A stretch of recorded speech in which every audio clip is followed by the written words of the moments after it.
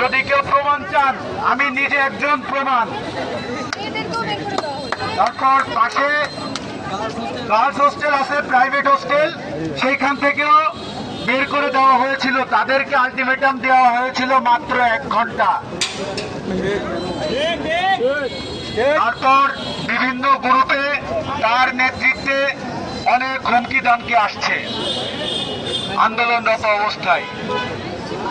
যেহেতু আমরা বলতে পারি তিনি খুনি হাসিনার দোসর, আমরা বিশ্ববিদ্যালয় প্রশাসনকে অবৈধ ঘোষণা করি। আমরা এতদিন তাদের কাছে গিয়েছি, অ্যাপ্লিকেশন দিয়েছি।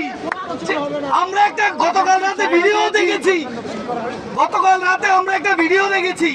বিশ্ববিদ্যালয়ে যারা সর্বোচ্চ নীতি নির্ধারক তারা সরাসরি স্টুডেন্টদের গায়ে হাত দিয়েছে। আমরা আর কোনো প্রমাণ চাই না।